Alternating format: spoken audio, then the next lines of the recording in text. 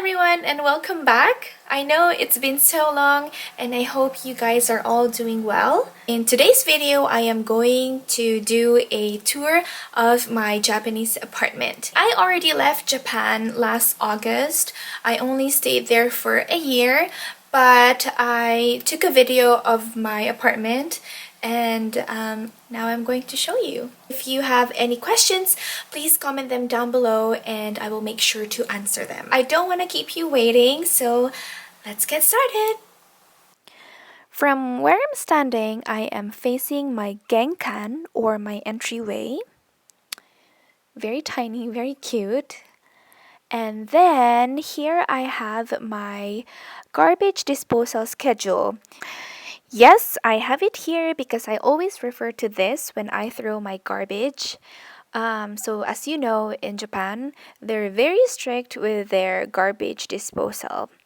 There is like a specific day for bottles, cans, plastic bottles, etc. And then over here, I just have my utility receipt bag. And then mails are thrown from this straight to the floor. And this shoe closet is what separates my entryway from the rest of my kitchen and dining room. Now let's pretend that I just got home and this is what you'll see upon entering my apartment. Now onto your left is my bathroom and laundry area, and this washing machine was provided to me by my BOE. And this is my gas heater right there. I used it a lot during winter. And this is me pointing at my toilet, which is separate from my bathroom. Well, apparently here in Japan, this bathroom and toilet separation is very common. So this is my very basic bathroom.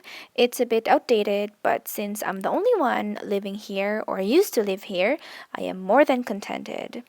And this covered thing right here is my ofuro, or my tiny but very deep bathtub. And this is where I enjoy or used to enjoy my at-home onsen. Now, onto the next is my boring toilet. And I say it's boring because unfortunately I didn't get the fancy toilet seat or the washlet with the magic buttons that heats up the seat and does all the nice things for you. But then again, I have no complaints because at least I have the toilet sink where I can wash my hands right after I do my business. So not only does it save space, it's also water efficient. And then up here is where I store all of my toiletries and my cleaning supplies. Now moving on, let's go to my humble kitchen. When I moved in here, my BOE only provided me with my washing machine, the fridge, microwave, and the stove. And everything else I had to buy, especially this table, for example, that I really used. Most of the things in my kitchen I bought from Nitori, Daiso, and I have some from the secondhand shops, including this rice cooker, which I used all year long, and then I sold it when I left Japan. Now, I don't have a lot of space in my kitchen, but what I really liked about it is my sink. It is much bigger compared to most of the newer apartments. And then over here is my microwave and my fridge full of pictures of my friends and magnets I've collected during my travels.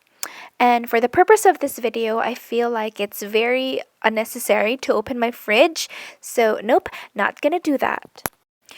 Right above my sink is a cabinet where I store my emergency food supplies. Now, when the Japanese Prime Minister announced the closure of schools last March, people went on a hoarding spree, including me, so the bottom cabinets here were also packed with goodies. Alright, so one last look at my kitchen, my dining, my bathroom, and my toilet, and now let's go to my living room. But before I do that, let me just show you that the pole right there, like up there, is where I hang my wet clothes during winter. Alright, going into my living room. Ta-da! I know it looks small in this video, but it's really not that small.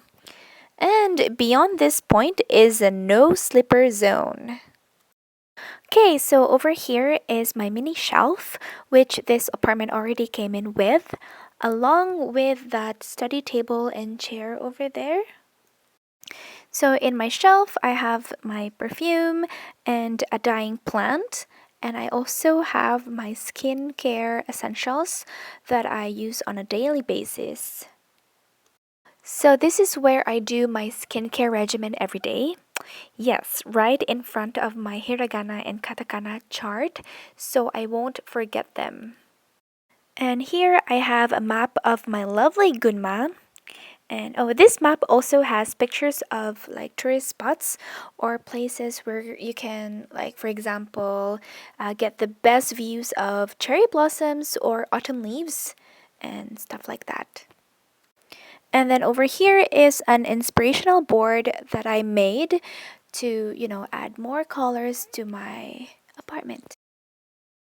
So I'm not sure if you've heard of a kotatsu before, but here's mine, and I bought it for 3,000 yen at a secondhand shop, and this was my best friend during winter. Like, I love it so much that I honestly thought of bringing this back with me to Canada. So this is an electric heating table. As you can see, there is a plug underneath, and then all you have to do is cover it with a thick blanket and adjust how warm you want it to be, and voila! And then right here is my study table. This is also where I edit my videos, and sometimes I do my makeup here. Here's my stationary bike that I use almost every day after school. So, funny story, one day the tenant downstairs went to the city hall to complain about my noise, and then, of course, the BOE called my school and talked to my principal, and all the staff at school freaked out. And, I was very embarrassed, and, I will never forget that day. Okay, now let's go see my bedroom. Ta-da! As you may have guessed, I do have tatami floors. And I didn't like it at first because I didn't like the rice straw-like smell, but I got used to it and I actually learned to like it. Especially in the winter, it's quite warm. Well, that is if you compare it to the normal wood floors. And it's also easy to maintain. Now, 3 things that I like about my apartment. First is my spacious closet, which I am going to show you in a second. So if you can see, I have a lot of room and it also fits my luggages. Second, my big windows. Now, if you know me, I love having big windows. I get a lot of natural light and I get to enjoy the view of Mount Miyogi from my apartment. And lastly is my very affordable rent. Now, I live in Anaka in Gunma, and my monthly rent is 20,000 yen. When I moved in this apartment, my BOE also provided me with a pillow, a comforter, and a futon, which is a very thin mattress or a very thick comforter. I don't know how to explain it. It's commonly used here in Japan, by the way. But I realized I cannot survive sleeping on a futon, so I went straight to Nitori and got myself this super comfy mattress. Now, I have one winter survival tip for you guys, and I promise you that it is very worth it and you're going to thank me later. So, as you know, older houses and apartments here are not well insulated, so it means that you're going to freeze in the winter. And electricity is also dang expensive. So, if you want to sleep comfortably at night without having to turn the heater on, just go to Don Quixote and get yourself a blanket heater. Guys, this is literally my winter savior. It is super affordable. I think I got mine's around 3,000 yen. And I just place it underneath my bed sheet like this. And what's nice about it is that it has a temperature controller, so you can adjust how warm you'd want it to be. I usually turn it on at least 10 minutes before I go to bed. So, like when I'm already in bed, it's already warm. I also do have a small shelf here where I store all of my hair and beauty products, and because it is beside my window, this is also where I do my everyday makeup. Before I end this video, let me just quickly show you our parking lot. There you go. Now, can you guess which one of those is my car?